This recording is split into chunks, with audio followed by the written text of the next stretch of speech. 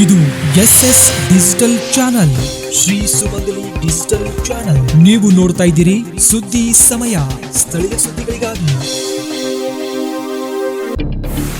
ಸುದ್ದಿ ಸಮಯದ ಪ್ರಾಯೋಜಕರು Mahalakshmi jewellers, gold hub, main road, Kalaburagi.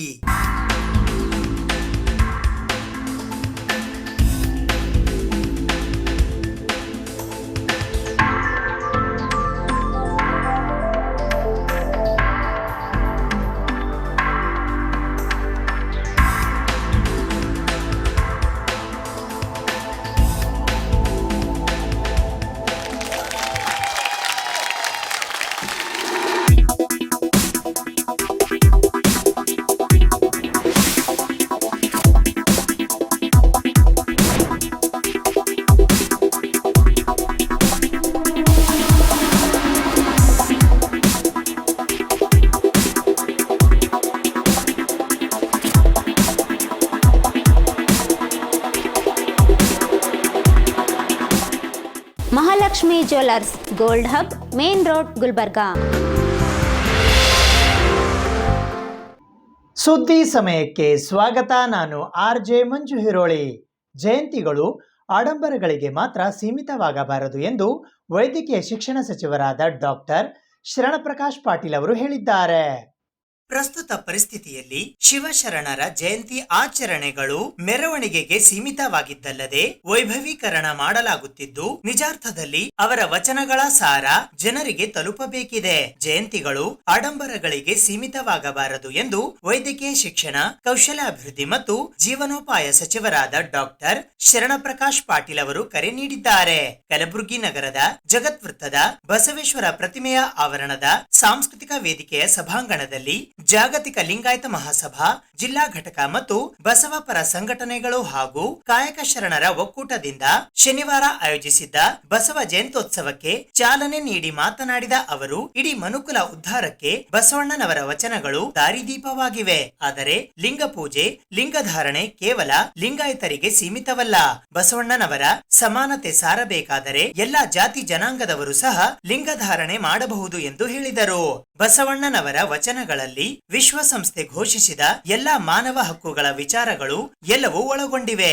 ಅನುಭವ ಮಂಟಪ, ದಾನಕ್ಕೆ ಸಮಾನವಾಗಿ ದಾಸೋಹ, ಕರ್ಮ ಸಿದ್ಧಾಂತಕ್ಕೆ ಪರ್ಯಾಯವಾಗಿ ಕಾಯಕ ಸಿದ್ಧಾಂತ, ಹೀಗೆ ಪ್ರಜಾಪ್ರಭುತ್ವದ ಎಲ್ಲಾ ಮಾನವೀಯ ಮೌಲ್ಯಗಳನ್ನು ಬಸವಣ್ಣನವರು ಸಾರಿದ್ದಾರೆ ಎಂದು ಹೇಳಿದರು. ವಿಜಯಪುರದ ಶರಣ ಸಾಹಿತಿ ಡಾಕ್ಟರ್ JS ಪಾಟೀಲ್ ಅವರು ಬಸವಣ್ಣ ಮತ್ತು ಚಾತುರ್ವರ್ಣ ಧರ್ಮದ ಬಗ್ಗೆ ವಿಶೇಷ ಉಪನ್ಯಾಸ ನೀಡಿದರು. ಈ ಕಾರ್ಯಕ್ರಮದಲ್ಲಿ ಗುರುಮಿಟ್ಕಲ್ನ ಖಾಸಾಮಠದ ಶಾಂತವೀರ ಮುರುಘರಾಜೇಂದ್ರ ಸಾನ್ನಿಧ್ಯ ವಹಿಸಿದ್ದರು. ಸಿಯುಕೆಯ ಕುಲಸಚಿವರಾದ doctor RR Biradar, Basavanna Gunari, doctor Ambika Konin, Basava Jayanti ಉತ್ಸವ ಸಮಿತಿಯ ಪ್ರಧಾನ ಕಾರ್ಯದರ್ಶಿಗಳಾದ SV ನಿಂಗಪ್ಪ, ಜಾಗತಿಕ ಲಿಂಗಾಯತ ಮಹಾಸಭಾದ ರಾಜ್ಯ ಸಂಚಾಲಕರಾದ ರವೀಂದ್ರ ಶಾಬಾದಿ, ಮಹಾಸಭಾದ ಜಿಲ್ಲಾಧ್ಯಕ್ಷರಾದ ಪ್ರಭುಲಿಂಗ್ ಮಹಗಾಂವ್ಕರ್, ಪ್ರಧಾನ ಕಾರ್ಯದರ್ಶಿಗಳಾದ RG ಶಟಗಾರ್, SV Ningappa, SB Nagur, Nalini ಮಹಗಾಂವ್ಕರ್, Hanamanta ಗುಡ್ಡ, ಬಸವರಾಜ್, ಅಯ್ಯನಗೌಡ ಪಾಟೀಲ್, ರಮೇಶ್ ಕಡಾಳೆ, ಸಂಗಮೇಶ್, ಅಶೋಕ್ ಘೋಳಿ ಸೇರಿದಂತೆ ಇತರರು ಉಪಸ್ಥಿತರಿದ್ದರು. ಶಿವಕುಮಾರ ಬಿದರಿ ಸ್ವಾಗತಿಸಿದರು. BG ಪಾಟೀಲ್ ಪ್ರಾಸ್ತಾವಿಕವಾಗಿ ಮಾತನಾಡಿದರು. ಜಯಶ್ರೀ ಚಟ್ನಳ್ಳಿ ನಿರೂಪಿಸಿದರು. ಮಲ್ಲಿಕಾರ್ಜುನ್ ಗೋಳ ವಂದಿಸಿದರು. ಜಾಗತಿಕ ಲಿಂಗಾಯತ ಮಹಾಸಭಾ 2018ರಲ್ಲಿ ಜನವರಿ 23ರಂದು ಸ್ಥಾಪನೆಗೊಂಡು ಈ ಒಂದು ಸಂಸ್ಥೆಯ ಘನ ಉದ್ದೇಶ 12ನೇ ಶತಮಾನದಲ್ಲಿ ಗುರು ಬಸವಣ್ಣನವರು ಸ್ಥಾಪನೆ ಮಾಡಿರ್ತಕ್ಕಂಥ ಲಿಂಗಾಯತ ಧರ್ಮಕ್ಕೆ ಸಾಂವಿಧಾನಿಕವಾಗಿರ್ತಕ್ಕಂಥ ಮಾನ್ಯತೆಯನ್ನು ಕೊಡಲಿಕ್ಕೆ ಹುಟ್ಟುಕೊಂಡಿರ್ತಕ್ಕಂಥ ಈ ಒಂದು ಸಂಸ್ಥೆಯ ಮೂಲ ಉದ್ದೇಶ.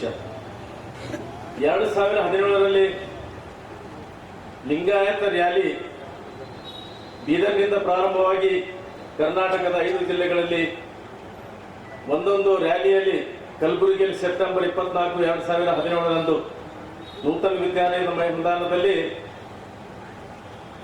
ಸುಮಾರು 3.5 ಲಕ್ಷ ಜನ ಸೇರಿರ್ತಕ್ಕಂಥ ಇತಿಹಾಸವನ್ನು ಹೊಂದಿರತಕ್ಕಂಥ ಆ ರ್ಯಾಲಿಯನ್ನ ಅದ್ಭುತವಾಗಿ ಕರ್ನಾಟಕದಾದ್ಯಂತ ಲಿಂಗಾಯತ ಧರ್ಮ ಸಂಚಲನೆಯನ್ನು ಮೂಡಿರ್ತಕ್ಕಂಥದ್ದು.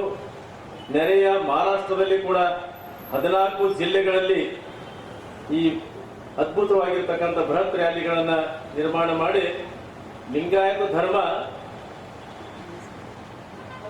12ನೇ ಶತಮಾನದಲ್ಲಿ ಅಂದರೆ 900 ವರ್ಷಗಳಿಂದ ಸ್ಥಾಪನೆ ಆಗಿರ್ತಕ್ಕಂಥ ಗುರು ಬಸವಣ್ಣನವರ ಸ್ಥಾಪನೆ ಮಾಡಿರ್ತಕ್ಕಂಥ ಲಿಂಗಾಯತ ಧರ್ಮಕ್ಕೆ ಭಾರತದ ಸಂವಿಧಾನದಲ್ಲಿ ಮಾನ್ಯತೆಯನ್ನ ಪಡಿಬೇಕು ಅಂತಕ್ಕಂಥ ಉದಾತ್ತವಾಗಿರ್ತಕ್ಕಂಥ ಉದ್ದೇಶದಿಂದ ಹುಟ್ಟಿಕೊಂಡು ಅನೇಕ ರ್ಯಾಲಿಗಳನ್ನು ಮಾಡಿರ್ತಕ್ಕಂಥ ಸಂದರ್ಭದಲ್ಲಿ ಇಂದಿನ ಈ ಒಂದು ಬಸವ ಜಯಂತಿ ಉದ್ಘಾಟನೆಯನ್ನು ನೆರವೇರಿಸಿರ್ತಕ್ಕಂಥ ಸನ್ಮಾನ್ಯ ಡಾಕ್ಟರ್ ಶರಣ ಪ್ರಕಾಶ್ ಪಾಟೀಲ್ ಕೂಡ 2017 ಸೆಪ್ಟೆಂಬರ್ 24ರಂದು ಗುಲ್ಬರ್ಗ ನಗರದಲ್ಲಿ ಸೇರಿರ್ತಕ್ಕಂಥ ಆ ಒಂದು ಸಮಯದಲ್ಲಿ ಅವರ ಸೇವೆ ಅಪಾರವಾಗಿರ್ತಕ್ಕಂಥ ಸೇವೆಯನ್ನು ನಮ್ಮೆಲ್ಲರಿಗೆ ಬೆನ್ನೆಲುಬಾಗಿ ಪ್ರೋತ್ಸಾಹವನ್ನು ನೀಡಿ ಈ ಒಂದು ಕಾರ್ಯಕ್ರಮಕ್ಕೆ ಹೆಚ್ಚಿನ ಮೆರುಗನ್ನ ಪ್ರೋತ್ಸಾಹವನ್ನು ನೀಡಿರ್ತಕ್ಕಂಥ ಸನ್ಮಾನ್ಯ ಸಚಿವರು ಈ ಕಳೆದ 7 ವರ್ಷಗಳಿಂದ ಆಗಿರ್ತಕ್ಕಂಥ ಇನ್ನೂ ಕೂಡ ನಮ್ಮ ಸ್ಮರಣೆಗೆ ನೆನಪು ಹೋಗಲಿಕ್ಕೆ ಸಾಧ್ಯವಾಗಿದೆ.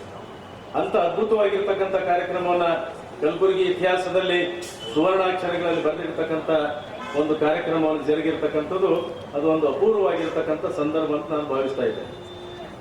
ನಮ್ಮೆಲ್ಲರ ಗುರಿ ಯಾವ ಭಾರತ ದೇಶದಲ್ಲಿ ಸ್ಥಾಪನೆಗೊಂಡಿರ್ತಕ್ಕಂಥ ಧರ್ಮ ಸಿಖ್ ಧರ್ಮ, ಬೌದ್ಧ ಧರ್ಮ, ಅದರ ಜೊತೆಗೆ ಜೈನ ಧರ್ಮ ಇತ್ತೀಚೆಗೆ 2014ರಲ್ಲಿ ಸ್ವತಂತ್ರ ಮಾನ್ಯತೆಯನ್ನು ಪಡೆದುಕೊಂಡಿರ್ತಕ್ಕಂಥ ಜೈನ ಧರ್ಮಕ್ಕೆ ಯಾವ ರೀತಿ ಏನಂತಂದ್ರೆ ಸಂವಿಧಾನದಲ್ಲಿ ಭಾರತದ ಸಂವಿಧಾನದಲ್ಲಿ ಮಾನ್ಯತೆಯನ್ನ ಪಡೆದುಕೊಂಡಿದೆ, ಅದೇ ರೀತಿ ಲಿಂಗಾಯತ ಧರ್ಮಕ್ಕೆ ಕೂಡ ಏನಪ್ಪಾ ಅಂದ್ರೆ ಮಾನ್ಯತೆಯನ್ನ ಪಡಿಬೇಕು ಅಂತಕ್ಕಂಥ ಉದ್ದೇಶದಿಂದ ಈ ಸಂಸ್ಥೆಯನ್ನು ಪ್ರಾರಂಭಿಸುವುದರ ಜೊತೆಗೆ ಬಸವಾದಿ ಶರಣರು 12ನೇ ಶತಮಾನದಲ್ಲಿ ಕೊಟ್ಟಿರ್ತಕ್ಕಂಥ ಸಕಲ ಜೀವಾತ್ಮರಿಗೆ ಲೇಸನ್ನೇ ಬಯಸ್ತಕ್ಕಂಥ ತತ್ವವನ್ನ ಜನಸಾಮಾನ್ಯರಿಗೆ ಮೂಡಿಸ್ತಕ್ಕಂಥ ಆ ಉದ್ದೇಶದಿಂದ ಅನೇಕ ಸಂಸ್ಕಾರಗಳನ್ನು ಮಾಡತಕ್ಕಂಥ ಕಾರ್ಯಕ್ರಮವನ್ನು ನಿರೂಪಿಸಿ ಎಲ್ಲ ಶರಣರ ಜಯಂತಿಗಳನ್ನು ಆಚರಣೆ ಮಾಡಿ ಜನಮಾನಸಕ್ಕೆ ಬಸವ ತತ್ವವನ್ನು ಮೂಡಿಸ್ತಕ್ಕಂಥ ಯೋಜನೆಯನ್ನು ರೂಪಿಸಿ ಈ ಒಂದು ಅಂದಿನಿಂದ ಇಂದಿನವರೆಗೆ ಈ ಕಾರ್ಯಕ್ರಮಗಳನ್ನು ಮಾಡುತ್ತಾ ವಿಶೇಷವಾಗಿ ಬಸವ ಜಯಂತಿ ನಮ್ಮೆಲ್ಲರ ಆದ್ಯ ಕರ್ತವ್ಯ.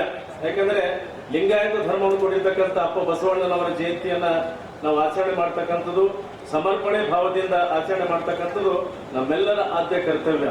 ಅದಕ್ಕಾಗಿ ಬಸವಣ್ಣ 12ನೇ ಶತಮಾನದಲ್ಲಿ ಕೂಡ ಮಾಡಿರ್ತಕ್ಕಂಥ ತತ್ವಗಳನ್ನ ಜನರಿಗೆ ಮೂಡಿಸ್ತಕ್ಕಂಥ ಉದ್ದೇಶದಿಂದ ಈ ಬಸವ ಜಯಂತಿಯನ್ನ ಅತ್ಯಂತ ಸಮರ್ಪಣಾ ಭಾವದಿಂದ ಭಕ್ತಿ ಶ್ರದ್ಧೆ ನಿಷ್ಠೆಯಿಂದ ಆಚರಣೆ ಕಳೆದ 5 ವರ್ಷಗಳಿಂದ ನಿರಂತರವಾಗಿ ಆಚರಣೆ ಮಾಡ್ತಾ ಬಂದಿದ್ದೇವೆ. ವಿಶೇಷವಾಗಿ 7 ದಿವಸಗಳ ಕಾಲ ವಿವಿಧ ಪರಿಣಿತ ಹೊಂದಿರತಕ್ಕಂಥ ಗಣ್ಯರನ್ನ, ವಿದ್ವಾಂಸರನ್ನ, ಅನುಭಾವಿಗಳನ್ನ ಕರೆಸಿ ಬೆಂಗಳೂರು, ಮೈಸೂರು, ಬೇರೆ ಬೇರೆ ಜಿಲ್ಲೆಗಳಿಂದ ಕರೆಸಿ 7 ದಿವಸಗಳ ಕಾಲ ಏನಂದ್ರೆ ಜನರಿಗೆ ಈ ಬಸವಾದಿ ಶರಣರು ಕೊಟ್ಟಿರ್ತಕ್ಕಂಥ ತತ್ವ ಸಂದೇಶಗಳನ್ನ ತಲುಪಿಸಬೇಕು ಅಂತಕ್ಕಂಥ ಉದಾತ್ತ ಉದ್ದೇಶದಿಂದ ಈ ಬಸವ ಜಯಂತಿಯನ್ನ ಕೇವಲ ಮೆರವಣಿಗೆ ಮಾಡಿ ಉತ್ಸಾಹವನ್ನ ಮಾಡೋದ್ರ ಜೊತೆಗೆ ಈ ಒಂದು ಏನಪ್ಪ ಅಂದ್ರೆ ತತ್ವಗಳನ್ನ ಚಿಂತನೆ ಮಾಡ್ತಕ್ಕಂಥ ಬಸವಾದಿ ಶರಣರು ಕೊಟ್ಟಿರ್ತಕ್ಕಂಥ ತತ್ವಗಳನ್ನ ಮೆಲುಕು ಹಾಕಿ ಆ ಸಂದೇಶಗಳನ್ನ ನಾವು ಅನುಷ್ಠಾನ ಮಾಡಿಕೊಳ್ಬೇಕು ಅಂತಕ್ಕಂಥ ಉದ್ದೇಶದಿಂದ ಇವತ್ತು ಬಸವ ಜಯಂತಿ ಐತಿಹಾಸಿಕವಾಗಿರ್ತಕ್ಕಂಥ ಬಸವ ಜಯಂತಿ 891ನೇ ಜಯಂತಿಯನ್ನ ಇವತ್ತು ಪ್ರಾರಂಭ ಆಗಿ ಇದು ಉದ್ಘಾಟನೆಗೊಂಡಿದೆ. ಮಾನ್ಯ ಸಚಿವರ ಪ್ರಸಾದ ಹಸ್ತದಿಂದ ಇದು ನಿರಂತರವಾಗಿ 7 ದಿವಸಗಳ ಕಾಲ ಹಿಂದಿನಿಂದ 17ನೇ ತಾರೀಕಿನವರೆಗೆ 7 ದಿವಸ ಬೇರೆ ಬೇರೆ ಉಪನ್ಯಾಸಕರಿಂದ ಈ ಒಂದು ಉಪನ್ಯಾಸ ನಡೀತಾ ಇದೆ. 1ನೆಯ ಜಯಂತಿಯನ್ನ ಆಚರಣೆ ಮಾಡ್ತಾ ಇದ್ದೀವಿ. ಇಡೀ ಮನುಕುಲಕ್ಕೇನೆ ಒಂದು ಹೊಸ ಮಾರ್ಗವನ್ನು ತೋರಿರ್ತಕ್ಕಂಥ ಬಸವಾದಿ ಶರಣರು ಅಣ್ಣ ಬಸವಣ್ಣನವರ ಒಂದು ನೇತೃತ್ವದಲ್ಲಿ 12ನೇ ಶತಮಾನದಲ್ಲಿ ನಡೆದಿರ್ತಕ್ಕಂಥ ಅದು ಆಧ್ಯಾತ್ಮಿಕವಾಗಿರ್ತಕ್ಕಂಥ ಕ್ರಾಂತಿ ಬಸವ ಕಲ್ಯಾಣದಲ್ಲಿ ಇಡೀ ವಿಶ್ವಕ್ಕೇನೆ ಮನುಷ್ಯ ಹೇಗೆ ಬಾಳಿ ಬದುಕಬೇಕು ಅಂತಕ್ಕಂಥ ಒಂದು ವಿಶಿಷ್ಟವಾಗಿರ್ತಕ್ಕಂಥ ವಚನ ಸಾಹಿತ್ಯವನ್ನು ಕೊಟ್ಟಿರ್ತಕ್ಕಂಥದ್ದು ನಮ್ಮ ಮನುಕುಲಕ್ಕೇನೆ ಉದ್ಧಾರಕ್ಕಾಗಿ ಅಂತಕ್ಕಂಥದ್ದನ್ನು ನಾವು ಮುಂದಿನ ಪೀಳಿಗೆಗೆ ಅದನ್ನು ಪರಿಚಯಿಸ್ತಕ್ಕಂಥ ಅವಶ್ಯಕತೆ ಇದೆ. ಅಣ್ಣ ಬಸವಣ್ಣನವರು ಮತ್ತು ಬಸವಾದಿ ಶರಣರು ಅವರು ಮಾಡಿರ್ತಕ್ಕಂಥ ಆ ವೈಚಾರಿಕ ಕ್ರಾಂತಿ 12ನೇ ಶತಮಾನದ ಆ ಒಂದು ವಚನ ಸಾಹಿತ್ಯ ಇವತ್ತು ವಿಶಿಷ್ಟವಾಗಿರ್ತಕ್ಕಂಥದ್ದು. ಆ ಒಂದು ವಚನ ಸಾಹಿತ್ಯದಲ್ಲಿ ಒಂದು ಅದ್ಭುತವಾಗಿರ್ತಕ್ಕಂಥ ಶಕ್ತಿ ಇದೆ. ಆ ವಚನ ಸಾಹಿತ್ಯವನ್ನು ಓದಿ ಅರ್ಥ ಮಾಡಿಕೊಂಡು ಅದರ ಜೀವನದಲ್ಲಿ ಅಳವಡಿಸ್ಕೊಂಡ್ರೆ ಮನುಷ್ಯನು ಬದಲಾವಣೆ ಆಗ್ತಕ್ಕಂಥ, ಮನುಷ್ಯನ ನಡೆ ಮತ್ತು ನುಡಿಯಲ್ಲಿ ಬದಲಾವಣೆ ಆಗ್ತಕ್ಕಂಥ ಅದ್ಭುತವಾಗಿರ್ತಕ್ಕಂಥ ಶಕ್ತಿ ಆ ವಚನ ಸಾಹಿತ್ಯದಲ್ಲಿದೆ. ಅದನ್ನು ಇಂದಿನ ಏನು ಹೊಸ ಪೀಳಿಗೆಗೆ, ಯುವಕರಿಗೆ ಅದನ್ನು ಪರಿಚಯಿಸ್ತಕ್ಕಂಥ ಅವಶ್ಯಕತೆ ಇದೆ. ಯಾಕಂದರೆ ಈಗ ಏನಾಗ್ಬಿಟ್ಟಿದೆ ಅಂದರೆ, ಬಸವ ಜಯಂತಿ ಮತ್ತು ಎಲ್ಲ ಶಿವಶರಣರ ಜಯಂತಿ ಕೇವಲ ಮೆರವಣಿಗೆ ಮತ್ತು ವೈಭವೀಕರಣಕ್ಕೆ ಸೀಮಿತ ಆಗಿದೆ. ಒಂದು ವಿಶೇಷ, ಒಂದು ಒಳ್ಳೆಯ ಒಂದು ಕೆಲಸ ಏನಾಗಿದೆ ಅಂತಂದರೆ, ಇವತ್ತು ನಮ್ಮ ಸರ್ಕಾರ ಎಲ್ಲ ಶಿವಶರಣರ ಜಯಂತಿಯನ್ನು ಆಚರಣೆ ಮಾಡ್ತಾ ಇದೆ. ಅದರ ಜೊತೆಗೆ ಆ ಶಿವಶರಣರ ವಚನಗಳನ್ನು ಕೂಡ ಇವತ್ತು ಜನರಲ್ಲಿ ಬಿತ್ತರಿಸ್ತಕ್ಕಂಥ ಅವಶ್ಯಕತೆ ಇದೆ ಅಂತಕ್ಕಂಥದ್ದು ನನ್ನ ಭಾವನೆ. ನಮ್ಮ ಮುಂದಿನ ಪೀಳಿಗೆಗೆ ಬಸವಣ್ಣನವರು ಮತ್ತು ಬಸವಾದಿ ಶರಣರ ವಿಚಾರವನ್ನು, ಅವರ ವಚನ ಸಾಹಿತ್ಯವನ್ನು ಪರಿಚಯಿಸ್ತಕ್ಕಂಥ ಅವಶ್ಯಕತೆ ಯಾಕಿದೆ ಅಂದರೆ, ಈ ವಚನ ಸಾಹಿತ್ಯದಿಂದಲೇ ಅವರ ನಡೆ ನುಡಿ ಬದಲಾವಣೆ ಆಗಲಿಕ್ಕೆ ಸಾಧ್ಯ ಇದೆ, ಅವರ ಆಲೋಚನೆಗಳನ್ನು ಬದಲಾವಣೆ ಆಗಲಿಕ್ಕೆ ಸಾಧ್ಯ ಇದೆ, ಮತ್ತು ನೆಮ್ಮದಿಯ ಜೀವನ ಅವರು ಬದುಕಲಿಕ್ಕೆ ಸಾಧ್ಯ ಇದೆ ಅಂತಕ್ಕಂಥದ್ದು ನಾವು ಅರ್ಥ ಮಾಡ್ಕೊಳ್ಬೇಕಾಗಿದೆ.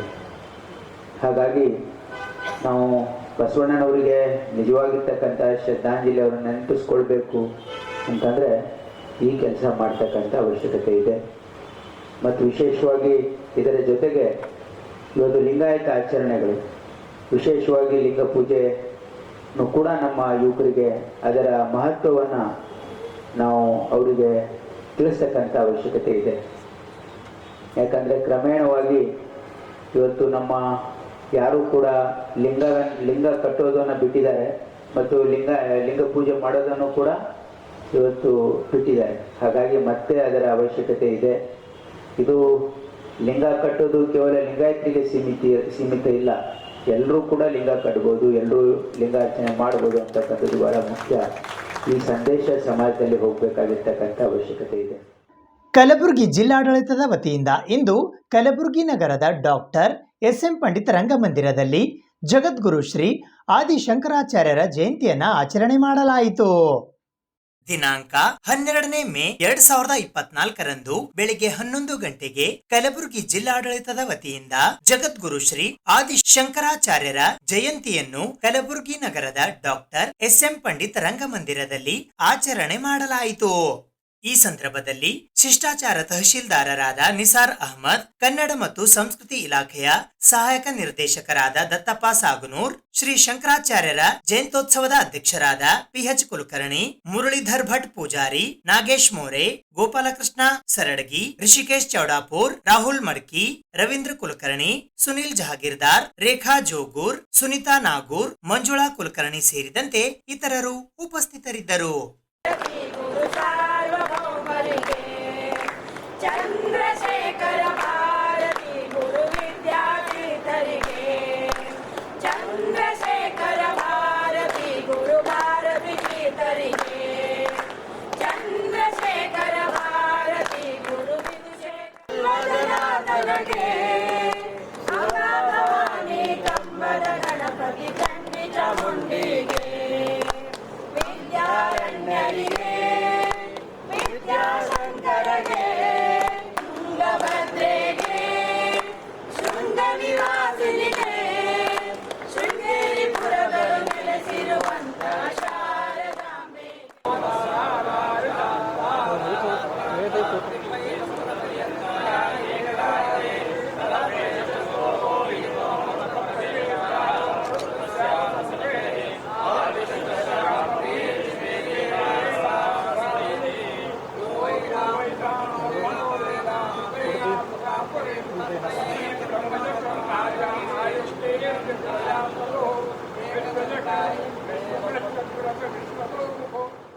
ರಾಜ್ಯ ಸರ್ಕಾರದ ವತಿಯಿಂದ ಎಸ್.ಎಂ. ಪಂಡಿತ್ ರಂಗಮಂದಿರದಲ್ಲಿ 1236 ಶಂಕರಾಚಾರ್ಯ ಜಯಂತಿಯನ್ನು ಆಚರಿಸಲಾಯಿತು. ನಾವು ಶೃಂಗೇರಿ ಮಠದ ಧರ್ಮಾಧಿಕಾರಿಯಾಗಿ ಮತ್ತು ಅನೇಕ ನಮ್ಮ ಭಜನಾ ಮಂಡಳಿಗಳು ಮತ್ತು ಮಹಿಳಾ ಮಂಡಳಿಗಳು, ಶಾರದಾ ಭಜನಾ ಮಂಡಳಿಗಳು ಕೂಡಿ ಇಂದು ವಿಜೃಂಭಣೆಯಿಂದ ನಾವು ಇಲ್ಲಿ ಆಚರಿಸಲಾಯಿತು. ಮತ್ತು ಆದಿಶಂಕರಾಚಾರ್ಯರು 11ನೇ ಶತಮಾನದಲ್ಲೇ ಸ್ತ್ರೀ ಸಮಾನತೆ ಮತ್ತು ಎಲ್ಲ ಜೀವಿಗಳಲ್ಲಿ ಭಗವಂತ ಇದ್ದಾನೆ, ಎಲ್ಲರಲ್ಲಿ ಭೇದ ಆಗಬಾರ್ದು ಅಂಥೇಳಿ ಅವರು ಅವಾಗೇ ಸಂದೇಶ ಕೊಟ್ಟಿದ್ದಾರೆ. ಈಗ ಮತ್ತು ಇಂಡಿಯಾದು ಒಂದೇ ಒಕ್ಕೂಟ ಸಲುವಾಗಿ ತೀರದಲ್ಲಿ 4 ಮಠವನ್ನು ದಕ್ಷಿಣದಲ್ಲಿ, ಪಶ್ಚಿಮದಲ್ಲಿ, ಉತ್ತರದಲ್ಲಿ ಮಠವನ್ನು ಸ್ಥಾಪಿಸಿ ಎಲ್ಲ ಜನರಿಗೆ ಧಾರ್ಮಿಕ ಹೆಚ್ಚು ಆಗಲಿ, ಎಲ್ಲರೂ ಸನಾತನ ಧರ್ಮ ಉಳಿಲಿ ಅಂಥೇಳಿ ಅವರು ಎಲ್ಲ 4 ಪೀಠವನ್ನು ಸ್ಥಾಪಿಸಿ ಭಾರತವನ್ನು ಒಕ್ಕೂಟ ಮಾಡಿದ್ದಾರೆ. 4 ಸಲ ಅವರು ಪಾದನಡಿಗೆಯಿಂದ ಪೂರಾ ಭಾರತದಲ್ಲಿ ನಡೆದಾಡಿ ಈ ನಮ್ಮ ಸನಾತನ ಧರ್ಮವನ್ನು ಉಳಿಸಿದ ಏಕೈಕ ವ್ಯಕ್ತಿ ಅಂದರೆ ಅವರೇ. ಕರ್ನಾಟಕ ಜೈನ್ ಅಸೋಸಿಯೇಷನ್ ಬೆಂಗಳೂರು ವತಿಯಿಂದ ಕಲಬುರಗಿ ನಗರದ ಚೇಂಬರ್ ಆಫ್ ಕಾಮರ್ಸ್ ಸಭಾಂಗಣದಲ್ಲಿ ವಿಶೇಷ ಸರ್ವ ಸದಸ್ಯರ ಸಭೆ ಕರೆಯಲಾಗಿತ್ತು.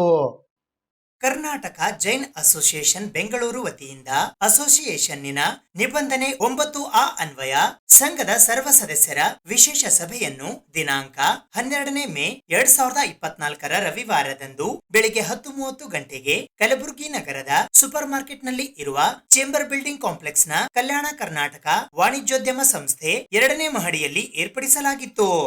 ಈ ಸಭೆಯಲ್ಲಿ ಕರ್ನಾಟಕ ಜೈನ್ ಅಸೋಸಿಯೇಷನ್ನ ಅಧ್ಯಕ್ಷರಾದ ಪ್ರಸನ್ನಯ್ಯ, ಉಪಾಧ್ಯಕ್ಷರಾದ AC ಪಾಟೀಲ್, ಕಾರ್ಯದರ್ಶಿಗಳಾದ ರಾಜಕೀರ್ತಿ, ಕಲಬುರಗಿ ಜಿಲ್ಲೆಯ ಕಾರ್ಯಕಾರಿಣಿಯ ಸದಸ್ಯರಾದ BK ಪಾಟೀಲ್ ಸೇರಿದಂತೆ ಜೈನ ಸಮಾಜದ ಅನೇಕ ಬಾಂಧವರು ಉಪಸ್ಥಿತರಿದ್ದರು.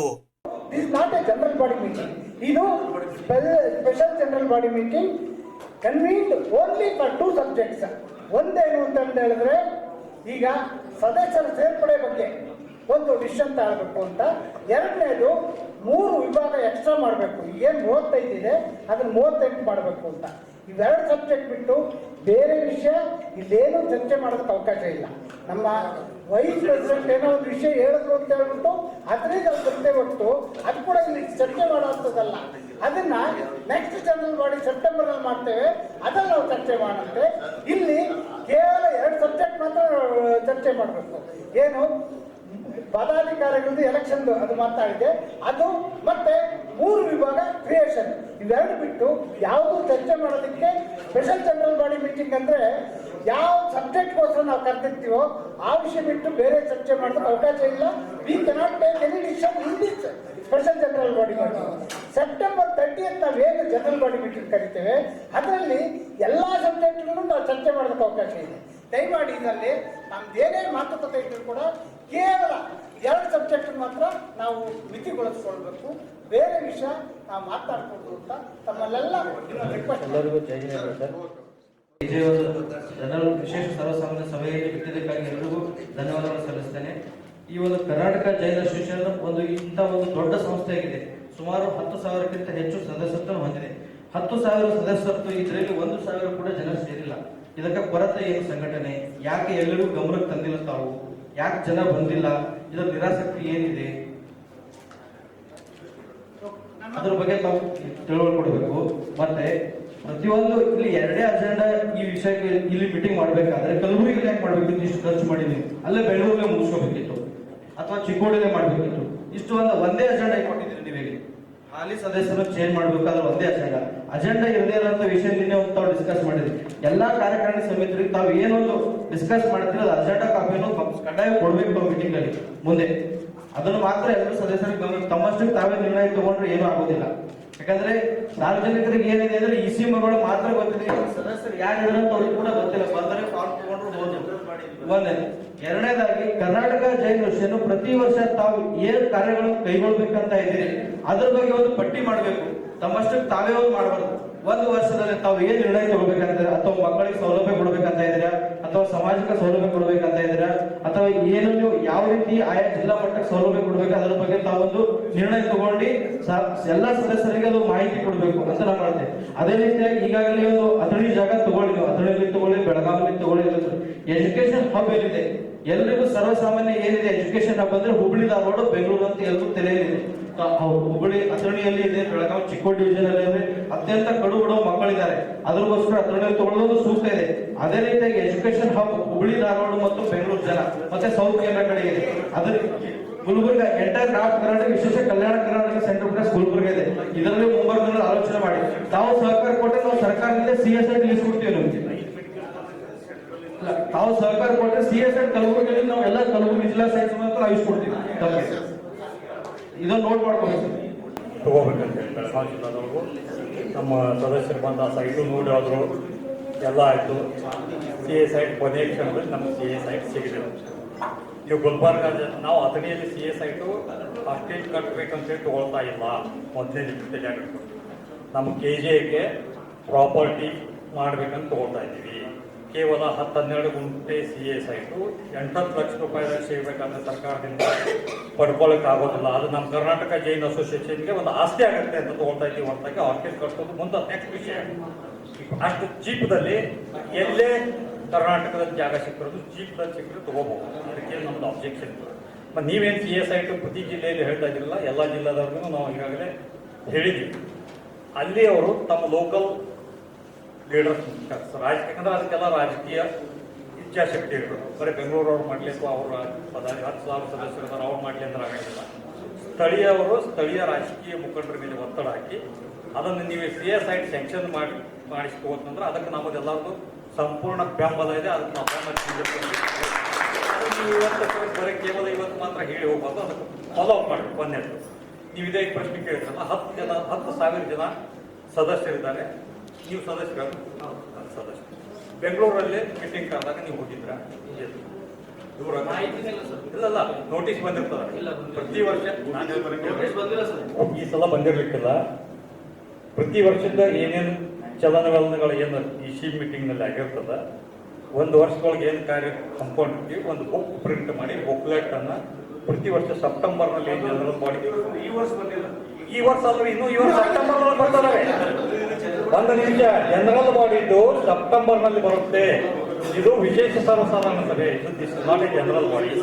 ಜನರಲ್ ಬಾಡಿ ಸೆಪ್ಟೆಂಬರ್ 30ಕ್ಕೆ ಜನರಲ್ ಬಾಡಿ ಡೇಟ್ ಫಿಕ್ಸ್ ಮಾಡ್ತೀವಿ. ಆ ಡೇಟ್ ಫಿಕ್ಸ್ ಮಾಡಿದ ನಂತರ ಬುಕ್ ಪ್ರಿಂಟ್ ಮಾಡಿ ಅದರಲ್ಲಿ ನಿಮಗೆ ಏನೇನು ಕಾರ್ಯಗಳನ್ನು ಹಮ್ಮಿಕೊಂಡಿದ್ದೀವಿ, ಇನ್ನು ಮುಂದೆ ಏನು ಹಮ್ಮಿಕೋಬೇಕಾಗಿದೆ, ಬಜೆಟ್ ಅಪ್ರೂವಲ್ ಆ ಜನರಲ್ ಬಾಡಿ ಮೀಟಿಂಗ್ನಲ್ಲೇ ಇರುತ್ತೆ. ಏನದ 10,000 ಜನ ಸೇರೋದಿಲ್ಲ ಸತ್ಯ. ಯಾಕಂದ್ರೆ ಈಗ ಇಲ್ಲಿ ಪ್ರಾಪರ್ ಗುಲ್ಬರ್ಗಾದಲ್ಲೇ ಕರೆದಿದ್ದೀವಿ. ಗುಲ್ಬರ್ಗಾದಲ್ಲಿ ನಿಯರ್ ಅಬೌಟ್ 300 ಜನ ಮೆಂಬರ್ಸ್ ಇದೆ. 320 ಜನ ಮೆಂಬರ್. ಇಲ್ಲಿ ಎಷ್ಟು ಜನ ನೀವು ಗುಲ್ಬರ್ಗಾದವ್ರು ಎಷ್ಟು ಜನ ಬಂದಿದ್ದೀರಿ? ಅಷ್ಟು ಜನ ನಮ್ಮ ಬೆಳಗಾವಿ ಮತ್ತು ಬಾಗಲಕೋಟೆ ಜಿಲ್ಲೆಯಿಂದ ಬಂದಿದ್ದಾರೆ. ಅದನ್ನ ಯಾಕಂದ್ರೆ ಯಾರಿಗೆ ಅನುಕೂಲ ಆಗ್ತದೆ ಅವ್ರು ಬರ್ತಾರೆ. ಎಲ್ಲರೂ ತಮ್ಮ ಕೆಲಸ ತಮ್ಮ ಕೆಲಸ ಆಗಿರೋದ್ರಿಂದ ಯಾರೂ ಬರೋದಿಲ್ಲ. ಯಾಕೆ ಬರೋದಿಲ್ಲ ಅಂದ್ರೆ ಅದಕ್ಕೆ ಉತ್ತರ ನಮ್ಮ ಹತ್ರ ಕೇಳಿದ್ರೆ ನೀವು ಗುಲ್ಬರ್ಗದಲ್ಲಿ 300 ಜನ ಬಂದಿಲ್ಲ, ಯಾಕೆ ಬರಲಿಲ್ಲ ಅಂತ ನಾವು ಏನು ಹೇಳಕ್ಕಾಗತ್ತೆ? ಸುಮ್ಮನೆ ಎಲ್ಲರೂ ಕಾಟಾಚಾರಕ್ಕೆ ಸದಸ್ಯರು ತಗೊಂಡ್ರೆ ಅದ್ರ ಮಾಹಿತಿ ಇಲ್ಲ ಅಂದ್ರೆ ಎದಕ್ಕೆ ಮಾಡಬೇಕು? ಅವ್ರಿಗೆ ಏನಾದ್ರು ಪೆನಾಲ್ಟಿ ಆಗಬೇಕು, ಇಲ್ಲ ಇಂತಿಷ್ಟು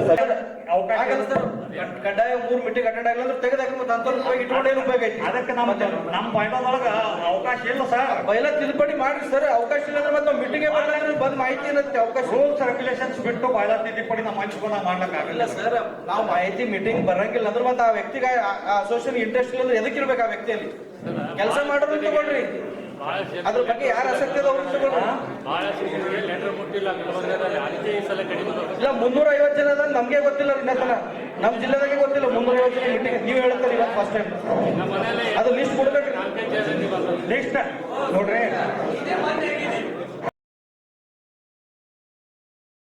ಆಳಂದ ತಾಲೂಕಿನ ಅಂಗನವಾಡಿ ಕಾರ್ಯಕರ್ತೆಯರ ನೇಮಕಾತಿಯ ಕುರಿತು ಸಾಮಾಜಿಕ ಕಾರ್ಯಕರ್ತರಾದ ಗೋರಖನಾಥ್ ದೊಡ್ಡಮನಿಯವರು ಇಂದು ಕಲಬುರಗಿ ನಗರದ ಪತ್ರಿಕಾ ಭವನದಲ್ಲಿ ಸುದ್ದಿಗೋಷ್ಠಿಯನ್ನು ನಡೆಸಿದರು. ಮಹಿಳಾ ಮತ್ತು ಮಕ್ಕಳ ಕಲ್ಯಾಣ ಇಲಾಖೆಯ ಮೂಲಕ ಇತ್ತೀಚೆಗೆ ಅಂಗನವಾಡಿ ಕೇಂದ್ರಗಳ ಸಹಾಯಕಿ ಮತ್ತು ಮೇಲ್ವಿಚಾರಕಿಯರ ನೇಮಕಾತಿಗೆ ಅರ್ಜಿ ಕರೆಯಲಾಗಿತ್ತು. ಅಂದುಕೊಂಡಂತೆ ಬಹುತೇಕರು ಅರ್ಜಿ ಸಲ್ಲಿಸಿದ್ದಾರೆ. ಅಂತಿಮ ಹಂತದಲ್ಲಿದ್ದ ಪಟ್ಟಿಯನ್ನು ಭ್ರಷ್ಟಾಚಾರ ನಡೆದಿದೆ ಎಂದು ತಾತ್ಕಾಲಿಕ ತಡೆ ನೀಡಿರುವುದು ಖಂಡಿಸಿ ಅಮರನಾಥ ಉಪವಾಸ ಸತ್ಯಾಗ್ರಹ ನಡೆಸಲಾಗುವುದು ಎಂದು ಸಾಮಾಜಿಕ ಹೋರಾಟಗಾರರಾದ ಡಾಕ್ಟರ್ ಗೋರಖನಾಥ್ ದೊಡ್ಡಮನಿ ಅವರು ತಿಳಿಸಿದ್ದಾರೆ. ಕಲಬುರಗಿ ನಗರದ ಪತ್ರಿಕಾ ಭವನದಲ್ಲಿ ಸುದ್ದಿಗೋಷ್ಠಿಯಲ್ಲಿ ಮಾತನಾಡುತ್ತಿದ್ದ ಅವರು ಮೇ 21ರಂದು ಜಿಲ್ಲಾ ಉಪ ನಿರ್ದೇಶಕರ ಕಚೇರಿ ಮಹಿಳಾ ಮತ್ತು ಮಕ್ಕಳ ಅಭಿವೃದ್ಧಿ ಇಲಾಖೆಯ ಮುಂದೆ ಅಮರನಾಥ ಉಪವಾಸ ಸತ್ಯಾಗ್ರಹ ನಡೆಸಲಾಗುವುದು ಎಂದು ತಿಳಿಸಿದರು. ಈಗಾಗಲೇ ಅರ್ಜಿ ಕರೆದಂತೆ ಕಲಬುರಗಿ ಜಿಲ್ಲೆಯ ಎಲ್ಲಾ ತಾಲೂಕು ಅಂಗನವಾಡಿ ಕಾರ್ಯಕರ್ತೆಯರು ಮತ್ತು ಮೇಲ್ವಿಚಾರಕಿಯರ ನೇಮಕಾತಿ ಪಟ್ಟಿ ಬಿಡುಗಡೆಯಾಗಿದೆ. ಆದರೆ ಆಳಂದ ತಾಲೂಕು ಮಾತ್ರ ಬಿಡುಗಡೆ ಮಾಡಿಲ್ಲ. ಕಾರಣ ಕೇಳಿದರೆ ಅಧಿಕಾರಿಗಳು ಇಲ್ಲಿ ಭ್ರಷ್ಟಾಚಾರ ನಡೆದಿದೆ ಎಂದು ಸಬೂಬು ಹೇಳುತ್ತಾರೆ. ಜೊತೆಗೆ ಶಾಸಕರು ಪಟ್ಟಿಯನ್ನು ತಡೆ ಹಿಡಿಯುವಂತೆ ಸಿಎಂ ಅವರಿಗೆ ಮನವಿ ಮಾಡಿ ಪತ್ರ ಬರೆದಿದ್ದಾರೆ ಎಂದು ಮೌಖಿಕವಾಗಿ ಹೇಳುತ್ತಿದ್ದಾರೆ. ಆದರೆ ಭ್ರಷ್ಟಾಚಾರ ಎಲ್ಲಿ ಹೇಗೆ ನಡೆದಿದೆ ಎಂದು ಅಧಿಕಾರಿಗಳು ಸ್ಪಷ್ಟಪಡಿಸುತ್ತಿಲ್ಲ ಎಂದು ದೂರಿದರು. ಈಗಾಗಲೇ ಅರ್ಜಿ ಸಲ್ಲಿಸಿರುವವರು ಇರುವವರಲ್ಲಿ ವಿಧವೆಯರು ಮತ್ತಿತರರು ವಯೋಮಿತಿ ಮೀರುತ್ತಿದ್ದಾರೆ. ಹಾಗಾಗಿ ಅವರಿಗೆ ನ್ಯಾಯ ಕೊಡಬೇಕು ಎಂದು ತಕ್ಷಣವೇ ಸಿದ್ಧಗೊಂಡಿರುವ ಪಟ್ಟಿಯನ್ನು ಬಿಡುಗಡೆ ಮಾಡಬೇಕು. ವಿಳಂಬವಾದರೆ ಆಳಂದ ತಾಲೂಕಿಗೆ ಆಗಿರುವ ಅನ್ಯಾಯ ಸರಿಪಡಿಸುವವರೆಗೂ ಧರಣಿ ಕೈಬಿಡುವುದಿಲ್ಲ ಎಂದು ಹೇಳಿದರು. ಈ ಸುದ್ದಿಗೋಷ್ಠಿಯಲ್ಲಿ ಭಾಗ್ಯಶ್ರೀ ಅನಿಲ್ ಕುಮಾರ್, ಸೃಷ್ಟಿ ರವೀಂದ್ರ, ಶೋಭಾ ಶರಣಬಸಪ್ಪ, ಅಕ್ಕ ಮಹಾದೇವಿ ಶಂಕರಪ್ಪ, ವಿಜಯಲಕ್ಷ್ಮಿ ಕಾಶಿನಾಥ್, ರೂಪಾ ಗುಂಡಪ್ಪ ಉಪಸ್ಥಿತರಿದ್ದರು. ಅಂಗನವಾಡಿಯ ಪ್ರಕ್ರಿಯೆ ಮಾನ್ಯ ನಿರ್ದೇಶಕರು ಬೆಂಗಳೂರು ಇವರಿಂದ ಒಂದು ವರದಿಯನ್ನು ಆದೇಶ ಪತ್ರವನ್ನು ಬರ್ತದೆ. ಆಳಂದ ತಾಲೂಕು ಹೊರತುಪಡಿಸಿ ಉಳಿದ ತಾಲೂಕಿನ ತಾತ್ಕಾಲಿಕ ಪಟ್ಟಿಯನ್ನು ಪ್ರಕಟಿಸಬೇಕು ಅಂಥೇಳಿ ಹೇಳ್ತಾರೆ. ಆದರೆ ಆಳಂದ ತಾಲೂಕಿಗೆ ಅನ್ಯಾಯ ಆಗ್ತಾ ಇದೆ ಅಂತಕ್ಕಂಥದ್ದು ಅರಿವಾಗ್ತಾ ಇಲ್ಲ ಅವರಿಗೆ. ಇಲ್ಲಿ ಏನು ಮಾಡ್ತಾ ಇದ್ದಾರೆ ಅಂದರೆ ಸರ್ಕಾರಕ್ಕೆ ಒಂದು ಪತ್ರವನ್ನು ಬರೆದು ರವಾನೆ ಮಾಡ್ತಾರೆ ಅಂಥೇಳಿ ಈಗಾಗಲೇ ಇಲಾಖೆಯವರು ಹೇಳಿದ್ದಾರೆ. ಮಾನ್ಯ BR ಪಾಟೀಲರು ಸರ್ಕಾರಕ್ಕೆ ಪತ್ರವನ್ನು ಬರೆದಿದ್ದಾರೆ, ಅದು ತಡೆ ಹಿಡಿಬೇಕು ಅಂತೇಳಿ ಹೇಳಿ. ಅದಕ್ಕೆ ಅವರ ಅಪೂರ್ಣ ಮಾಹಿತಿ ಇದೆ, ಯಾವುದೇ ಪೂರ್ಣ ಮಾಹಿತಿ ಇಲ್ಲ. ಯಾಕೆ ಪೂರ್ಣ ಮಾಹಿತಿ ಇಲ್ಲ ಅಂದರೆ ಭ್ರಷ್ಟಾಚಾರ ನಡೆದಿದೆ ಅನ್ನುವುದು ಕೇವಲ ಮಾತುಗಳಿಂದ ಹೇಳ್ತಾ ಇದ್ದಾರೆ, ಲಿಖಿತ ರೂಪದಲ್ಲಿ ಎಲ್ಲಿ ಕೊಟ್ಟಿಲ್ಲ. ಮತ್ತು ಫೇಸ್ಬುಕ್ ವಾಟ್ಸಪ್ಗಳಲ್ಲಿ ಒಂದು ಲಿಸ್ಟ್ ಮಾಡಿ ಹರಿದಾಡಿದೆ ಅಂತ ಹೇಳ್ತಾ ಇದ್ದಾರೆ, ಅದರ ಬಗ್ಗೆಯೂ ಕೂಡ ಪೂರ್ಣ ತನಿಖೆ ಇಲ್ಲ. ಆದರೆ ಭ್ರಷ್ಟಾಚಾರ ನಡೆದಿದೆ ಅಂದರೆ ಯಾರಿಂದ ನಡೆದಿದೆ, ಯಾರು ಮಾಡಿದ್ದಾರೆ, ಇದಕ್ಕೆ ಮುಖ್ಯ ಕಾರಣ ಯಾರು, ಅವ್ರ ವಿರುದ್ಧ ಯಾಕೆ ತಂಡ ರಚನೆ ಆಗಿಲ್ಲ, ಅವ್ರ ವಿರುದ್ಧ ಯಾಕೆ ಕ್ರಮ ಕೈಗೊಳ್ತಾ ಇಲ್ಲ ಅನ್ನೋದು ಪ್ರಶ್ನೆ ಇವತ್ತು ಅರ್ಜಿದಾರರಿಂದ ಇವತ್ತು ಬರ್ತಾ ಇದೆ. ಅದೇ ರೀತಿ ವಯಸ್ಸು ಮೀರ್ತಾ ಇದೆ. ಇಲಾಖೆಯಿಂದ ನಿಯಮಾವಳಿ ಇದೆ, 35 ವರ್ಷ ವಯಸ್ಸಾಗಿರೋದವರನ್ನು ಕೈ ಬಿಡಲಾಗುತ್ತೆ ಅಂತಕ್ಕಂಥದ್ದು. 35 ಒಳಗಿನ ವಯಸ್ಸಿನವರನ್ನು ಪರಿಗಣಿಸ್ತಾ ಇದ್ದಾರೆ. ಅನೇಕ ವಿಧವೆಯರಿದ್ದಾರೆ, ಅವರ ವಯಸ್ಸು ಹೋಗ್ತಾ ಇದೆ, ಈ ವಯಸ್ಸನ್ನು ತುಂಬಿಕೊಡೋರು ಯಾರು ಅಂತಕ್ಕಂಥದ್ದು. ಭ್ರಷ್ಟಾಚಾರ ಅಧಿಕಾರಿಗಳಿಂದ ನಡೆದಿದೆಯೋ ಅಥವಾ ಸಮಿತಿಯ ಒಳಗಡೆ ಭ್ರಷ್ಟಾಚಾರ ನಡೆದಿದೆಯೋ ಅನ್ನೋ ಸಾಬೀತು ಮಾಡಬೇಕು, ಅವ್ರ ಮೇಲೆ ಕ್ರಮ ಜರುಗಿಸಬೇಕು ಮತ್ತು ಸಾರ್ವಜನಿಕರಿಗೆ ಇದರ ಮಾಹಿತಿ ಕೊಡಬೇಕು. ಮಾಹಿತಿ ಅಧಿನಿಯಮದಲ್ಲಿ ಒಂದು ಮಾಹಿತಿಯನ್ನು ಕೇಳ್ತೀವಿ, ಆ ಮಾಹಿತಿಯಲ್ಲಿ ಹಿಂಬರ ಬರುತ್ತೆ ಏನಂದರೆ ಶಿಶು ಅಭಿವೃದ್ಧಿ ಅಧಿಕಾರಿ ಶ್ರೀಕಾಂತ್ ಅವ್ರು ಮಾಹಿತಿ ಕೊಡ್ತಾರೆ. ಏನಂತ ಕೊಡ್ತಾರೆ ಅಂದರೆ ಅವರು ಇದು ಪ್ರಕ್ರಿಯೆ ಚಾಲ್ತಿಯಲ್ಲಿದೆ, ಇದು ಮಾಹಿತಿ ಕೊಡೋಕ್ಕೆ ಬರಲ್ಲ ಅಂತ. ಈ ಮಾಹಿತಿ ಪ್ರತಿಯೂ ಕೂಡ ಇಲ್ಲಿದೆ, ಆದರೆ ಅವರಿಗೆ ಮಾಹಿತಿ ಜ್ಞಾನ ಗೊತ್ತಿಲ್ಲ, ಯಾವ ಹಂತದಲ್ಲಿದೆ ಅನ್ನೋದನ್ನು ಮಾಹಿತಿದಾರರಿಗೆ ಒದಗಿಸ್ಬೇಕು, ಆದರೆ ಒದಗಿಸ್ತಾ ಇಲ್ಲ. ಇದರಿಂದ ನಮಗೆ ಏನು ಅರ್ಥ ಆಗ್ತಾ ಇದೆ ಅಂದರೆ ಇಲ್ಲಿ ಭ್ರಷ್ಟಾಚಾರ ಇವರೇ ಮಾಡಬೇಕಂತ ಇದ್ದಾರೋ ಅನ್ನೋದು ಇದು ಸಂಶಯ ಹುಟ್ಟುತ್ತಾ ಇದೆ. ಯಾಕಂದರೆ ಯಾವುದೇ ದಾಖಲಾತಿ ಇಲ್ಲ, ಅವರಲ್ಲಿ ಯಾವುದೇ ಪುರಾವೆಗಳಿಲ್ಲ, ಭ್ರಷ್ಟಾಚಾರ ನಡೆದಿದೆ ಅಂತ ಹೇಳ್ತಾ ಇದ್ದಾರೆ. ಇದನ್ನು ಗಮನದಲ್ಲಿ ಇಟ್ಕೋಬೇಕಂತೇಳಿ ನಾನು ಈ ತಮ್ಮ ಮಾಧ್ಯಮದ ಮೂಲಕ ಹೇಳ್ತಾ ಇದ್ದೀನಿ. ಶ್ರೀರಾಮ ಸೇನೆಯ ರಾಷ್ಟ್ರೀಯ ಗೌರವ ಅಧ್ಯಕ್ಷರಾದ ಆಂದೋಲನದ ಶ್ರೀ ಸಿದ್ಧಲಿಂಗ ಸ್ವಾಮೀಜಿಯವರು ಕಲಬುರಗಿ ನಗರದಲ್ಲಿ ದಿನದಿಂದ ದಿನಕ್ಕೆ ಹೆಚ್ಚುತ್ತಿರುವ ಅಪರಾಧ ಪ್ರಕರಣಗಳ ಕುರಿತು ಇಂದು ಕಲಬುರಗಿ ನಗರದ ಪತ್ರಿಕಾಭವನದಲ್ಲಿ ಸುದ್ದಿಗೋಷ್ಠಿಯನ್ನು ನಡೆಸಿದರು. ಕಳೆದ 2-3 ತಿಂಗಳಿನಿಂದ ಕಲಬುರಗಿಯಲ್ಲಿ ಒಂದಿಲ್ಲ ಒಂದು ಸಮಾಜಗಳ ಮೇಲೆ ದಾಳಿಗಳಾಗುತ್ತಿವೆ. ಕೋಟ್ನೂರ್ ಘಟನೆ ಮಾಸುವ ಮುನ್ನವೇ ಮತ್ತೆ ನಾಗರಿಕ ಸಮಾಜ ತಲೆ ತಗ್ಗಿಸುವಂತಹ ಘಟನೆ ನಡೆದಿದೆ. ಕಲಬುರಗಿ ಜಿಲ್ಲೆಯಲ್ಲಿ ಹಲ್ಲೆ ದಾಳಿಯಂತಹ ಪ್ರಕರಣಗಳು ನಿರಂತರವಾಗಿ ನಡೆಯುತ್ತಲೇ ಇವೆ. ಇದಕ್ಕೆ ಕಲಬುರಗಿ ಜಿಲ್ಲಾಡಳಿತ ಮತ್ತು ಪೊಲೀಸ್ ಇಲಾಖೆಯ ಸಂಪೂರ್ಣ ವೈಫಲ್ಯವೇ ಕಾರಣವೆಂದು ಶ್ರೀರಾಮ ಸೇನೆಯ ಗೌರವ ಅಧ್ಯಕ್ಷರಾದ ಸಿದ್ಧಲಿಂಗ ಸ್ವಾಮೀಜಿ ಅವರು ಆರೋಪಿಸಿದ್ದಾರೆ. ಕಲಬುರಗಿ ನಗರದ ಪತ್ರಿಕಾಭವನದಲ್ಲಿ ಸುದ್ದಿಗೋಷ್ಠಿಯಲ್ಲಿ ಮಾತನಾಡುತ್ತಿದ್ದ ಅವರು ಮೇ 4 ಕಲಬುರಗಿಯ ಹಾಗ್ರಗ ಕ್ರಾಸ್ ಹತ್ತಿರ ಕಾರ್ ವ್ಯಾಪಾರಿ ಅರ್ಜುನ್ ಸೇರಿ 3 ಮೇಲೆ ನಡೆದಿರುವ ಐಸಿಸ್ ಮಾದರಿಯ ಹಲ್ಲೆ ಇಡೀ ಕರ್ನಾಟಕವೇ ತಲೆ ತಗ್ಗಿಸುವಂತಹ ಘಟನೆಯಾಗಿದೆ. ಕಲಬುರಗಿ ಜಿಲ್ಲೆಯಲ್ಲಿ ಇಷ್ಟೊಂದು ಕಾನೂನು ಸುವ್ಯವಸ್ಥೆ ಹದಗೆಟ್ಟರೂ ಕಲಬುರಗಿ ಜಿಲ್ಲಾ ಉಸ್ತುವಾರಿ ಮಂತ್ರಿಗಳು ಮಾತ್ರ ತಲೆ ಕೆಡಿಸಿಕೊಳ್ಳದೆ ಇರುವುದು ನೋಡಿದರೆ ಈ ಘಟನೆಗಳಿಗೆ ಸಮ್ಮತಿ ತೋರಿಸುತ್ತಿದ್ದಾರಂತೆ ಅರ್ಥವಲ್ಲವೇ ಎಂದು ಜರಿದರು. ಸೆಕೆಂಡ್ ಹ್ಯಾಂಡ್ ಕಾರು ಮಾರಿ ಶ್ರಮಪಟ್ಟು ಮೈಮುರಿದು ಚೆನ್ನಾಗಿ ದುಡಿದು ಹಣ ಸಂಪಾದಿಸುತ್ತಿರುವ ಅರ್ಜುನ್ ಎಂಬ ಯುವಕನಿಗೆ ಸಂಘಟನೆಯ ಪದಾಧಿಕಾರಿಗಳಲ್ಲೊಬ್ಬನಾಗಿರುವ ರಮೇಶ್ ದೊಡ್ಡಮನಿ ಅವರು ಕಾರು ಕೊಡಿಸು ಎಂದು ದುಂಬಾಲು ಬಿದ್ದು ಕಾರು ನೋಡಲು ಕಲಬುರಗಿಗೆ ಕರೆತಂದು ಕೆಲವು ಪುಂಡರ ಮೂಲಕ ಹಲ್ಲೆ ಮಾಡಿ ಹಫ್ತಾ ನೀಡಬೇಕು ಎಂದು ಧಮಕಿ ಹಾಕಿಸಲಾಗಿದೆ. ಅಲ್ಲದೆ ಅರ್ಜುನ್ ಅವರ ಮರ್ಮಾಂಗಕ್ಕೆ ವಿದ್ಯುತ್ ಶಾಕ್ ನೀಡುವ ಮೂಲಕ ಚಿತ್ರಹಿಂಸೆ ನೀಡಿರುವುದು ನಿಜಕ್ಕೂ ಅಮಾನವೀಯ ಘಟನೆಯಾಗಿದೆ ಎಂದರು. ಈ ಘಟನೆಯ ಹಿಂದಿನ ರೂವಾರಿಯಾಗಿರುವ ರಮೇಶ್ ದೊಡ್ಡಮನಿಯೇ ಕಾರಣ. ಆದರೆ ದುರ್ದೈವದ ಸಂಗತಿ ಎಂದರೆ A1 ಆರೋಪಿಯಾಗಿರುವ ರಮೇಶ್ ದೊಡ್ಡಮನಿಯನ್ನು A6 ಆರೋಪಿ ಮಾಡಿದ್ದು ನೋಡಿದರೆ ಪೊಲೀಸ್ ಇಲಾಖೆಯ ವ್ಯವಸ್ಥೆ ಹದಗೆಟ್ಟು ಹೋಗಿದೆ ಎಂದು ದೂರಿದ ಅವರು ಕಾಂಗ್ರೆಸ್ ಮುಖಂಡರು ಇಂತಹ ಘಟನೆಗಳು ನಡೆದರೂ ಮಾತಾಡುತ್ತಿಲ್ಲ ಎಂದು ತೆಗಳಿದರು. ಕಲಬುರಗಿ ಜಿಲ್ಲೆಯಲ್ಲಿ ಹದಗೆಟ್ಟಿರುವ ಕಾನೂನು ಸುವ್ಯವಸ್ಥೆಯ ಕುರಿತು ಶೀಘ್ರವೇ ನಿಯೋಗದೊಂದಿಗೆ ತೆರಳಿ ಸಿಎಂ ಅವರಿಗೆ ಮನವಿ ಸಲ್ಲಿಸಿ ಕಲಬುರಗಿ ಜಿಲ್ಲೆಯಲ್ಲಿ ಕಾನೂನು ಉಸಿರಾಡುತ್ತಿದೆಯೇ ಅಥವಾ ಸತ್ತಿದೆ ಎಂದು ಉಸ್ತುವಾರಿ ಸಚಿವರಿಗೆ ಕೇಳಬೇಕು ಎಂದು ಆಗ್ರಹಿಸಲಾಗುವುದು ಎಂದು ತಿಳಿಸಿದರು. ಈ ಘಟನೆ ನಡೆಯುವ ಮೊದಲೇ ಅರ್ಜುನನನ್ನು ವಕೀಲರೊಬ್ಬರ ಮನೆಗೆ ಕರೆದುಕೊಂಡು ಹೋಗಿರುವುದರಿಂದ ಅವರ ವಕೀಲ ವೃತ್ತಿ ರದ್ದುಪಡಿಸಬೇಕು ಎಂದು ಬೆಂಗಳೂರಿನ ಬಾರ್ ಕೌನ್ಸಿಲ್ಗೆ ದೂರು ನೀಡಲಾಗುವುದು ಎಂದು ತಿಳಿಸಿದರು. ಕಲಬುರಗಿ ಜಿಲ್ಲೆಯಲ್ಲಿ ಘಟನೆಗಳು ನಡೆಯುತ್ತಿದ್ದರೂ ಪೊಲೀಸ್ ಇಲಾಖೆ ಸೂಕ್ತ ಕ್ರಮ ಕೈಗೊಳ್ಳುತ್ತಿಲ್ಲ ಎಂದು ಹರಿಹಾಯ್ದರು. ಈ ಸುದ್ದಿಗೋಷ್ಠಿಯಲ್ಲಿ ಮಡಿವಾಳ ಸಮಾಜದ ಮುಖಂಡರಾದ ವಿಠಲ್, ಜಿಕೆ ಶಿವಕುಮಾರ್, ಯಾಕೋ ಏನೋ ಗೊತ್ತಿಲ್ಲ, ಇತ್ತೀಚೆಗೆ ಕಲಬುರಗಿ ಜಿಲ್ಲೆ ಭಯೋತ್ಪಾದಕರ ತಾಣ ಆಗಿ ಪರಿವರ್ತನೆ ಆಗಿದೆ. ಕಳೆದ 2-3 ತಿಂಗಳಿಂದ ನಿರಂತರವಾಗಿ ಒಂದಿಲ್ಲ ಒಂದು ಸಮಾಜದ ಮೇಲೆ ದಾಳಿಗಳಾಗ್ತಾ ಇದ್ದಾವೆ. ಕೋಟ್ನೂರಿನಲ್ಲಿ ನಡೆದಂತಹ ಘಟನೆ ಮಾಸುವ ಮುನ್ನವೇ ಇಡೀ ಕಲಬುರಗಿ ಜಿಲ್ಲೆಯ ಜನತೆ ಅಷ್ಟೇ ಅಲ್ಲ, ಕರ್ನಾಟಕದ ಜನತೆಯೂ ಕೂಡ ಬೆಚ್ಚಿ ಬೀಳಿಸುವಂತಹ ಅನಾಗರಿಕ ಸಂಸ್ಕೃತಿಯ ಪೈಶಾಚಿಕ ಕೃತ್ಯ ಅನಾವರಣಗೊಂಡಿದೆ. ಕಳೆದ 4ನೇ ತಾರೀಕು ಇಲ್ಲಿರುವಂತಹ ಅರ್ಜುನ್, ಈ ಯುವಕ ಸೆಕೆಂಡ್ ಹ್ಯಾಂಡ್ ಕಾರ್ಗಳನ್ನು ತನ್ನ ಹೊಟ್ಟೆ ಉಪಜೀವನಕ್ಕಾಗಿ ಮಾರಾಟ ಮಾಡುವಂತಹ ಕೆಲಸದಲ್ಲಿ ಆತ ತೊಡಗಿಸಿಕೊಂಡಿರ್ತಾನೆ. ಈತನಿಂದ ಕಾರ್ ಪಡಿಬೇಕು ಅಂತ ಚಿತ್ತಾಪುರ ತಾಲೂಕಿನ ರಮೇಶ್ ದೊಡ್ಡಮನಿ ದಲಿತ ಸಂಘರ್ಷ ಸಮಿತಿಯ ಸದಸ್ಯರೋ ಅಧ್ಯಕ್ಷರೋ ಏನೋ ಒಂದು ಪದಾಧಿಕಾರಿ ಅವರಿಗಿದೆ. ಇವರಿಗೆ ದುಂಬಾಲ ಬೀಳ್ತಾನೆ, ನೀನೊಂದು ನನ್ನ ಕಾರ್ ಕೊಡಿಸ್ಬೇಕು ಅಂತ. ಸರಿ, ಕಲಬುರಗಿಯಲ್ಲಿ ಒಂದು ಕಾರ್ ಇದೆ, ನಾನು ಕೊಡಿಸ್ತೀನಿ ಅಂತ ಹೇಳಿ ಅವರನ್ನು ಇವರು ಕೂತ್ಕೊಂಡು ಕಲಬುರಗಿಗೆ ಬರ್ತಾರೆ. ಇಲ್ಲಿ ಮತ್ತೊಂದು 2 ಯುವಕರು ಇವ್ರ ಜೊತೆಗೆ ಸೇರ್ತಾರೆ. ಅದಾದ ನಂತರ ಎಲ್ಲರೂ ಕೂಡ್ಕೊಂಡು ಒಂದು ಗಣೇಶ್ ನಗರ್ ಹಾಗರ್ಗಾ ಕ್ರಾಸ್, ಆ ಹಾಗರ್ಗಾ ಕ್ರಾಸ್ನ ವಕೀಲನ ಮನೆಗೆ ಹೋಗ್ತಾರೆ. ಅಲ್ಲಿ ಹೋದ ತಕ್ಷಣವೇ ಸುಮಾರು 12 ಜನ, 12ರಿಂದ 16 ಜನ ಗೂಂಡಾ ಪಡೆ ಸನ್ನದ್ಧಾಗಿ ನಿಂತ್ಕೊಂಡಿತ್ತು. ಆವಾಗಲೇ ಇವರಿಗೆ ಒಂದು ಸಣ್ಣ ಸಂಶಯ ಬಂದು ಅಲ್ಲಿಂದ ಪರಾರಿ ಆಗಲಿಕ್ಕೆ ಯತ್ನಿಸಿದ್ದಾರೆ. ಆಗ ಯುವಕನನ್ನು ಅವಾಚ್ಯ ಶಬ್ದದಿಂದ ಬೈದು ಒಳಗಡೆ ಎಳ್ಕೊಂಡು ಹೋಗಿ ಬಟ್ಟೆಗಳನ್ನು ಬಿಚ್ಚಿ ಮನಸೋ ಇಚ್ಛೆ ಥಳಿಸಿದ್ದಾರೆ. ಅವರ ಬೇಡಿಕೆ ಇಷ್ಟೇ, ಇವನಿಂದ 10 ಲಕ್ಷ ರೂಪಾಯಿಯನ್ನು ಪಡೆದು ಇವರನ್ನು ಬಂಧನ ಮುಕ್ತಗೊಳಿಸಬೇಕನ್ನುವಂಥ ಸಂಚು ಅವರು ರೂಪಿಸಿದ್ರು ಅಂತ ಕಾಣುತ್ತೆ. ದುಡ್ಡು ಕೊಡದೇ ಇದ್ದಂತಹ ಸಂದರ್ಭದಲ್ಲಿ ಬ್ಯಾಟ್ರಿ ಚಾರ್ಜರ್ನ ಶಾರ್ಟ್ ಹೊಡೆಯುವಂಥ ಒಂದು ಯಂತ್ರ ಇದೆ, ತಾವೆಲ್ಲ ನೋಡಿರ್ಬೋದು.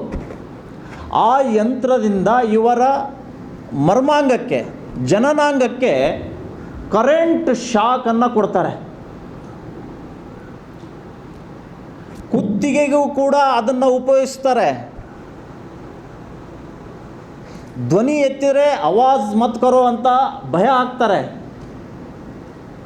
ಒಬ್ಬನಂತೂ ತನ್ನ ಬೂಟಗಾಲಿನಿಂದ ಮರ್ಮಾಂಗದ ಮೇಲೆ ಕಾಲಿಟ್ಟಂತಹ ದೃಶ್ಯ ಇಡೀ ಮಾನವ ಕುಲ ನಾಚಿಕೆ ಪಡುವಂತಹ ಕೃತ್ಯ ಇವತ್ತು ಕಲಬುರಗಿ ಈ ನಗರದಲ್ಲಿ ನಡೀತಾ ಇದೆ. ಅಂದರೆ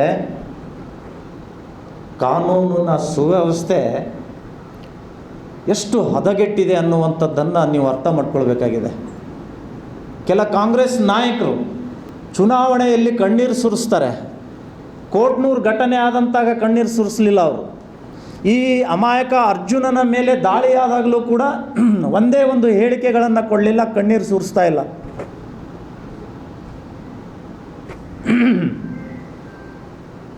ಈ ಯುವಕನ ಮೇಲೆ ಬೀರ್ ಕುಡಿದು ತಲೆ ಮೇಲೆ ಉಳಿದ್ದಾರೆ, ಗುಟ್ಕಾ ತಿಂದು ಮುಖದ ಮೇಲೆ ಉಗಿದಿದ್ದಾರೆ. ಬೇಡ ಬೇಡ ಅಂದರೂ ಕೂಡ ಮಟನ್, ದನದ ಮಾಂಸವನ್ನು ತಾಲಿ ಅಂತಾರೆ, ಆ ತಾಲಿಯನ್ನು ಒತ್ತಾಯದಿಂದ ತಿನ್ನಿಸಿರುವಂತಹದ್ದು ಕೂಡ ಈ ಯುವಕ ನಮ್ಮ ಎದುರಿಗೆ ಹೇಳ್ತಾ ಇದ್ದಾನೆ. ಆ ಸಂಪೂರ್ಣವಾದ ಚಿತ್ರಣ ನೋಡಿದರೆ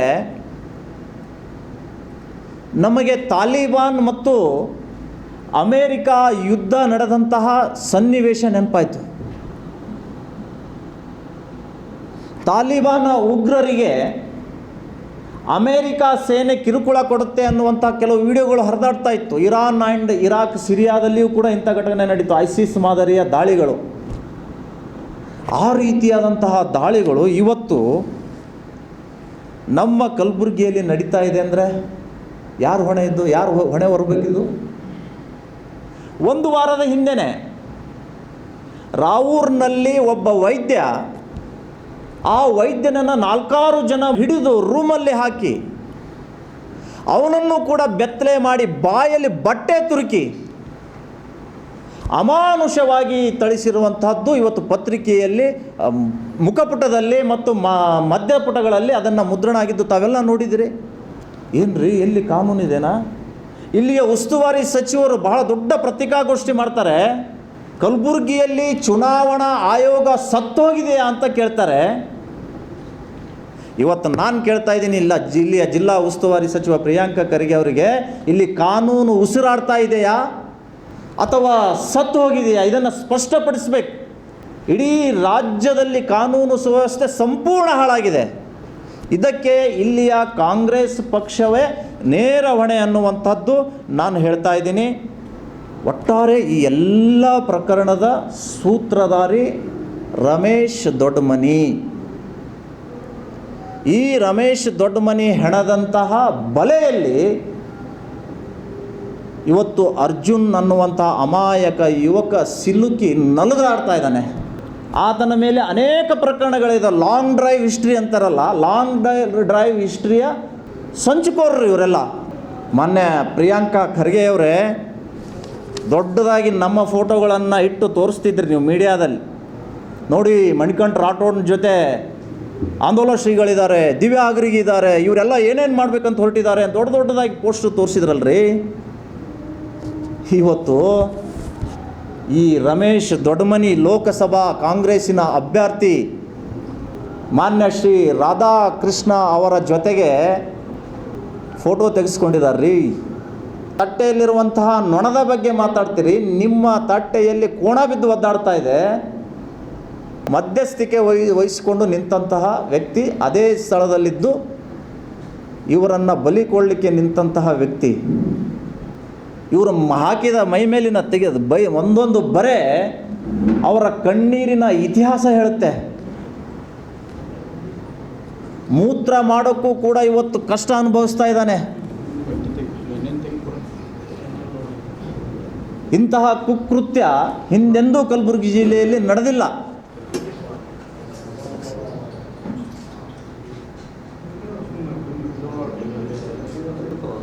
ಎದರಲ್ಲಿಂದ ಹೊಡೆದದ್ದು? ಮಚ್ಚಿದ್ದೂರು 2 ಪೈಪ್ಗಳು. ಆ ಪೈಪ್ ಇರ್ತಲ್ಲ, ಇದು ಸ್ಟೀಲ್ ಪೈಪು ಮತ್ತು ಬಡಿದ್ರು. ನಮಗೆ ವಿಡಿಯೋಗಳು ಬಂದಿರ್ಬೇಕಲ್ಲ, ಅವ್ರಿಗೆ ಬಿಟ್ಟಿದ್ದೇ ದೊಡ್ಡದು ಅಂತ ಹೇಳಿ ಓಡಿ ಹೋಗ್ಬಿಟ್ಟಿದ್ದಾರೆ. ಕೇಸ್ ಆಗಿದೆ, ಅವ್ರ ಹೆಸರಿದೆ, ಇವರು ಕೂತ್ಕೊಂಡೇ ಮಾಡಿದ್ದು ಕೇಸ್. ಆಮೇಲೆ ಇವರು ಆಸ್ಪತ್ರೆಯೊಳಗೆ ಇದ್ದಾಗ ಈತನನ್ನು ಅಪಹರಿಸ್ಕೊಂಡು ಹೋಗಿ ಕಾಂಪ್ರಮೈಸ್ ಮಾಡುವಂತಹ ಪ್ರಯತ್ನವೂ ಕೂಡ ಆಯಿತು. ಇವರು ಬಾಗಿಲ್ಲ. ಎಲ್ಲ ಘಟನೆಗಳು ಪ್ರಜಾಪ್ರಭುತ್ವಕ್ಕೆ, ಸಂವಿಧಾನಕ್ಕೆ ಅಣಕಿಸುವಂತಹ ಕ್ರಿಯೆಗಳು. ನನ್ನ ಹೆಸರು ಅರ್ಜುನ್ ಹನುಮಂತ ಮಡಿವಾಳ ಅಂತೇಳಿ ಸರ್. ಇದು ರಮೇಶ್ ದೊಡ್ಡಮನಿ ಅಂತೇಳಿ 8 ವರ್ಷದಿಂದ ಪರಿಚಯ. ಅವರು ಏನು ಭೀಮಾ ಗರ್ಜನ ಅಧ್ಯಕ್ಷ ಆಗಿರ್ತಾರೆ, ಜಿಲ್ಲಾ ಅಧ್ಯಕ್ಷ. ಅವಾಗ ನನಗೊಂದು ಕಾರ್ ಬೇಕಂತ ಕೇಳಿದವಾಗ, ಆಯ್ತು ಸರ್, ಒಂದು ಕಾರ್ ಸೆಟಲ್ಮೆಂಟ್ ಕಾರ್ ಇದೆ, ಕೊಡ್ತೀವಂತ ಹೇಳಿದೆವು. ಹೇಳಿದ್ಮೇಲೆ ಫೋಟೋ ಹಾಕಿದೆವು, ಗಾಡಿ ಚಾಯ್ಸ್ ಮಾಡಿದ್ರು ಅವರು. ಚಾಯ್ಸ್ ಮಾಡಿದ್ಮೇಲೆ 5,000 ರೂಪಾಯಿ ಟೋಕನ್ ಅಮೌಂಟ್ ಹಾಕಿದರು. ಹಾಕಿದ್ಮೇಲೆ ನಾನಂದೆ ಅಡ್ರೆಸ್ ಕೊಡ್ತೀನಿ, ನೀವು ಹೋಗಿ ನೋಡ್ಕೊಂಡು ಬರ್ರಿ ಗುಲ್ಬರ್ಗದಾಗಂದ್ರೆ, ಬೇಡ ಸರ್ ನೀವು ಬನ್ನಿ, ಕರ್ಕೊಂಡು ಹೋಗ್ತೀನಿ ಅಂತ ಹೇಳಿದ್ರು. ಬಂದಮೇಲೆ ಟ್ರಯಲ್ ನೋಡಿದರೆ ಎಲ್ಲ ಮಾಡಿದರು. ಆಗರ್ಗಿ ಕ್ರಾಸಿಂದ ರೈಟ್ ತೊಗೊಂಡೋಗಿ ಇನಾಮದಾರ್ ಪಬ್ಲಿಕ್ ಸ್ಕೂಲ್ ಪಕ್ಕದಲ್ಲಿ ಒಂದು ಫಾರ್ಮ್ ಹೌಸ್ ಅಂತ ಅವ್ರದ್ದು, ಅಲ್ಲಿ ಕರ್ಕೊಂಡೋಗಿ ಕೇಸಿ ಒಳಗಡೆ ಕುಂದಿರಿಸಿ ದುಡ್ಡು ಕೊಡ್ತೀವಿ ಅಂತಂದು ಒಳಗಡೆ ಕರ್ಕೊಂಡೋಗಿ, ಅವಾಗೆ ಅವರು ನಾವು ಒಳಗಡೆ ಹೋದ್ಮೇಲೆ ಒಂದು 14ರಿಂದ 16 ಜನ ಬಂದರು. ಹಿಂದೆ ಬಂದು ಕೇಸಿ ಬೆಡ್ರೂಮಲ್ಲಿ ತೊಗೊಂಡೋಗಿ ಅವು 2 ಲಾಂಗು ಮತ್ತು ಅದೊಂದು ಸ್ಟನ್ ಗನ್ ಅಂತೇಳಿ ಒಂದು ಎಲೆಕ್ಟ್ರಿಕ್ ಇದು ಶಾರ್ಟ್ ಕೊಡೋದು ತೊಗೊಂಡು ಬಂದು ಕುಂದಿರಿಸಿದ್ರು. ನೀವು ಗುಲ್ಬರ್ಗದಲ್ಲಿ ಎಷ್ಟು ಬಿಸ್ನೆಸ್ ಮಾಡ್ತಾಯಿದ್ದೀರಿ ಅಂತ ನಮಗೆ ಗೊತ್ತು. ಪ್ರತಿ ತಿಂಗಳು ₹1,00,000 ಕೊಡಬೇಕು ನಮಗೆ.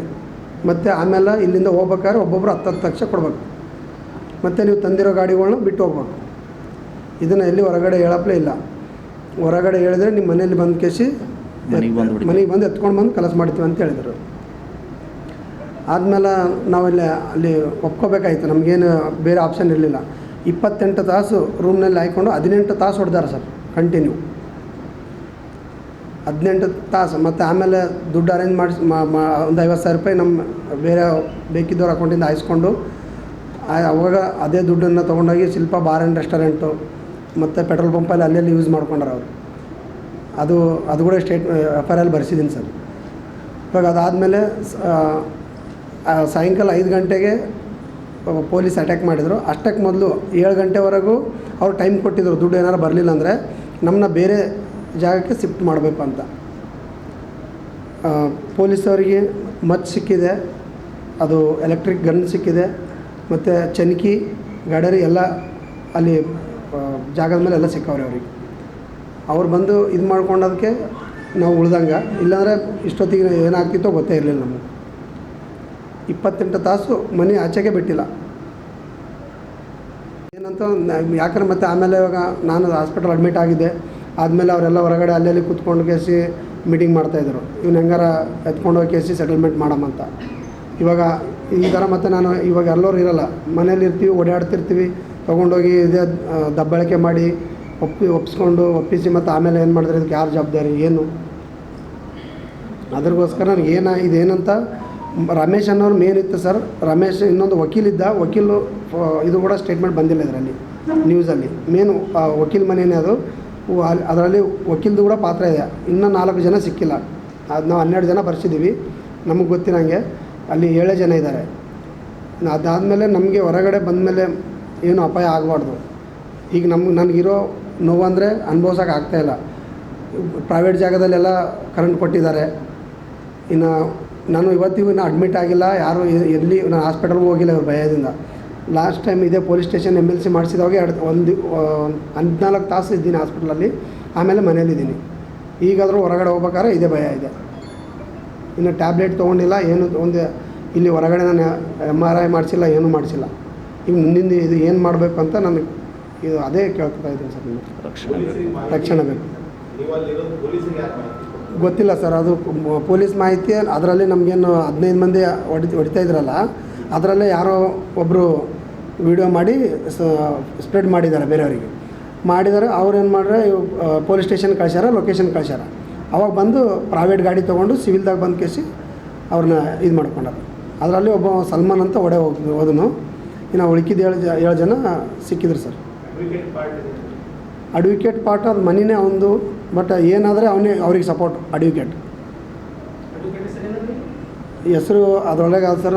ನನಗೆ ಯಾಕಂದ್ರೆ ಅವ್ರ ಮುಂದಿನ ಟೀಮೇ ಗೊತ್ತಿಲ್ಲ ಅದು. ಮತ್ತು ಆಮೇಲೆ ಹಿಂಗೆ ಮಾಡ್ತಾರಂತ ಕೇಸಿ ಅವ್ರನ್ನ ಇದು ತೊಗೊಂಡೋಗಿ ಕೇಸಿ ಒಂದು ನ್ಯೂಸ್ ಮಾಡ್ತಾರೆ, ಎಡಿಟ್ ಮಾಡ್ತಾರೆ. ಮತ್ತು ಏನಂತಂದರೆ ಇಲ್ಲ ನಾವು BJP ಹಂಗೆ ಮಾಡಲ್ಲ, BJPಗೆ ಸಪೋರ್ಟ್ ಮಾಡಬೇಕು ನಾವು ಕೂಡ ಅಂತ. ಅದಕ್ಕೆ ಸಂಬಂಧ ಇಲ್ಲ ಸರ್. ಆ್ಯಕ್ಚುಲಿ ನನಗೆ ಟಾರ್ಗೆಟ್ ಮಾಡಿದ್ದು ₹10,00,000 ಮತ್ತು ತಿಂಗಳಿಗೆ ₹1,00,000.